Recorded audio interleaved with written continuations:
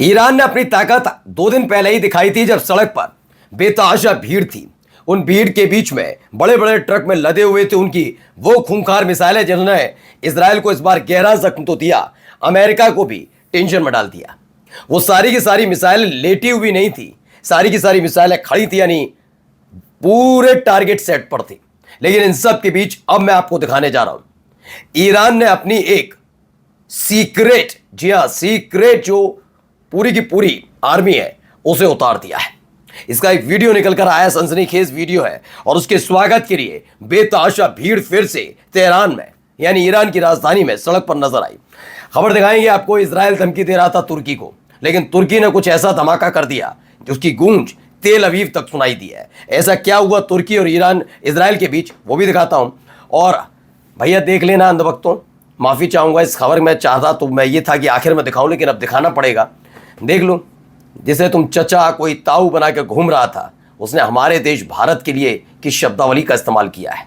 मैं इसीलिए कहता हूं कि ट्रंप लायक नहीं है, कितना बेगैरत इंसान है। नमस्कार, मैं हूं प्रज्वल गौतम और आप देख रहे हैं the live TV. The live TV, सच सबसे आगे।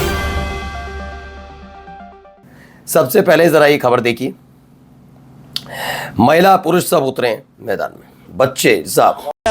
این مملکت مرد و سرباز زیاد داره. یادت راحت. ما دختران این سرزمین تا هر لحظه‌ای که پدر این امت به ما دستور بدن کف این خیابون دست ماشه هستیم. ای آمریکا، ای اسرائیل، ما با همین اسلحه تو میدونیم. ما اینجاییم تا وطن نیفته دست یه مش بی وطن. به ترامپ و نتانیاهو بگویید که ما گورتون رو کندیم، زودتری بیاید اینجا خاکتون کنیم. اشتباه اومدی، ولی رفتن دیگه دست خودت نیست. زن و مرد نداره. برای ایران با همین اسلحه تا خط مقدم هم می‌رسیم. آقا اسرائیل بدونه این دفعه دیگه جنگ بشه میایم همینو میکنیم تو حلقشون. چوب پرچم هم براشون. با همین اسلحه تیربارو نشون کنیم. तो ईरान के पुरुष हो, महिला हो, बच्चे हो, बुजुर्ग हो, सबके हाथ में हथियार नजर आए। एक नई तरह की आर्मी ईरान ने तैयार कर दी है। अच्छा, आप कहेंगे कि नागरिकों को हथियार बांटने से क्या होगा, तो जरा मैं समझाता हूं ये क्यों जरूरी हो गया। ये वही नागरिक हैं जिनके बलबूते, ये मतलब ये सारे नहीं, इसी तरह के लोग थे ना, जिनके बलबूते अमेरिका और इजराइल ईरान में रिजीम चेंज का सपना देख रहे थे। बार बार वो इस बात की तरफ तस्दीक कर रहे थे कि ईरान की जनता अब मौजूदा रिजीम से कितना परेशान है। वो बात अलग है कि जब प्रदर्शन खत्म हुए और दंगाई पकड़े गए तो पता लगा इजराइल और अमेरिका की चाल थी।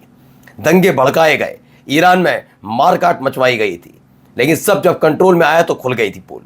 अब वही जनता जिसे आप एक मोहरे के तौर पर इस्तेमाल करके रिजीम चेंज का सपना देख रहे थे, उसी जनता ने अपने देश की रक्षा के लिए ये हथियार उठा लिए। देखिए अलग अलग जगह और भी तस्वीरें, जरा ये भी एक और जरा देखिए।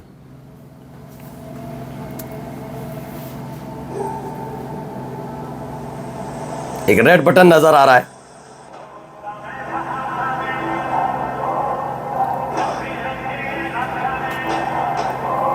मतलब अलग तरीके का है भाई ईरान में। तो आप सोचिए, मिसाइलें लहराई जा रही हैं, मिसाइलें रखी हैं, रेड बटन जनता के सामने रख दिया कि लो अब मोसबक हमनई साहब, अब्बास अरागाची, गलिबाफ साहब, ये सारे लोग तय नहीं करेंगे। अब ईरान की जनता तय कर ले करना क्या है, बार बार कहाँ अटैक करना है, कि आपको किसी ऑयल फील्ड पर हमला करना है, गैस फील्ड पर हमला करना है, कुवैत के मामले का बदला लेना है, कुवैत ने जो हमला किया था, जो करना है ईरान की जनता तय करेगी, ये क्लियर कर दिया गया है।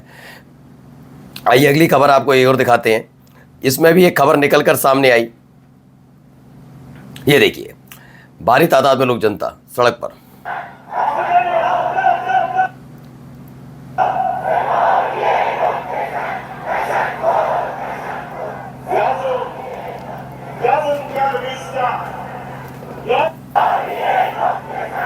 तो प्रेस टीवी खबर है, ईरान की जनता सड़क पर उतरी है अर्देबिल में to express their firm support for the arm forces. Iran की जो सेना है उसके समर्थन में भारी तादाद में लोग उतरे, उन्होंने झंडे लहराए, ये तमाम चीज़ें होती हुई नजर आई। अब आइए एक खबर है, पहले ये देखिए क्या है। इट इज़ तुर्की, ये इजराइल की तरफ से धमकी की दी गई थी, जिसमें तुर्की ने बताया हम ईरान नहीं हैं, हम एक रात अचानक से आएंगे, जैसे हम सीरिया में घुस आए, इराक में आए, लीबिया में आए, वैसे ही एक दिन आएंगे और फिर तुम्हारा हश्र क्या होगा याद रखिए। अब आते हैं इस खबर पर। डोनाल्ड ट्रंप का एक बयान, ट्रंप का एंटी इंडिया पोस्ट है, भारत और चीन जैसे देशों को नरक बताया है। ये शब्द है इस आदमी के। और करो पूजा, वो कहाँ गया उरानदेव बाबा? सनातनी ढूंढ रहा था इनमें। सनातनी ऐसे होते हैं? शर्म नहीं आ रही थी इन सब लोगों को। अब एक वीडियो है, पहले वो वीडियो थोड़ा सा मैं आपको दिखा देता हूं, देखिए कैसे ईरान ने कब्जा कर लिया इस पूरे के पूरे जहाज पर। ब्लॉकेड कर रहा था अमेरिका, लेकिन ब्लॉकेड भारी पड़ गया।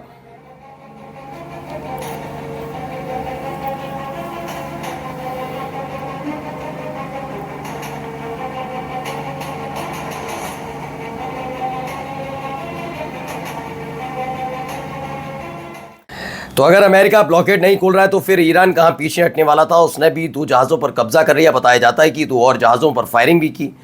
कब्जा किए गए एक जहाज़ को गुजरात आना था। साफ है मोदी सरकार ईरान से कोई समझौता करने में नाकाम रही है।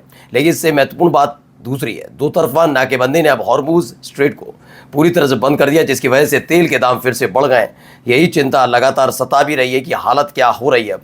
ब्रुसेल्स में एक ट्रेन पर कुछ इस तरीके, ये देखिए ब्रुसेल्स का ये ट्रेन है, इजराइल इज टेररिस्ट स्टेट, ये लिखा हुआ है, इजराइल टेररिस्ट स्टेट।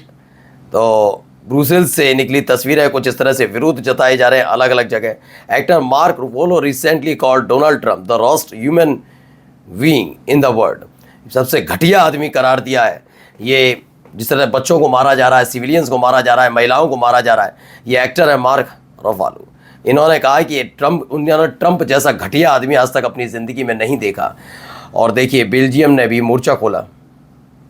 क्या कह रहे हैं? Il est évident qu'il nous faut pouvoir hausser le ton dans les sanctions. La Belgique, depuis plusieurs mois, réclame une suspension à tout le moins partielle de l'accord d'association entre Israël et l'Union européenne, conscient que la suspension totale est probablement hors de portée vu les positionnements de chacun. तो Belgium ने ऐलान कर दिया है कि भाई वो भी अब इजराइल के खिलाफ है और यूरोपीय यूनियन से अपील कर रहा है कि इजराइल के साथ जितने भी संबंध हैं, एसोसिएशंस हैं, उन संबंधों को ख़त्म किया जाए।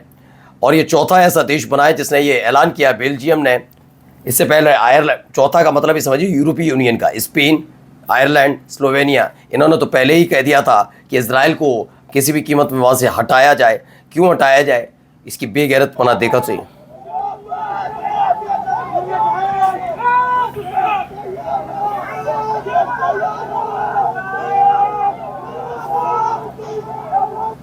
तो Israeli settler terrorized a school full of Palestinian children in the West Bank.